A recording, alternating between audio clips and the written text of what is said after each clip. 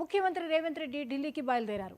2 రోజుల పాటు సాగే ఈ పర్యటనకు ఆయనతో మంత్రులు ఉత్తమ్ కుమార్ రెడ్డి, శ్రీధర్ బాబు కూడా వెళ్తున్నారు.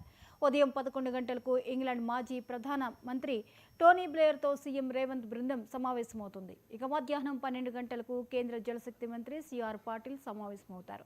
గోదావరి బనకచెర్ల ప్రాజెక్టుపై తెలంగాణ ప్రభుత్వం తరపున అభ్యంతరాలను కేంద్ర మంత్రి సమగ్రంగా వివరిస్తారు.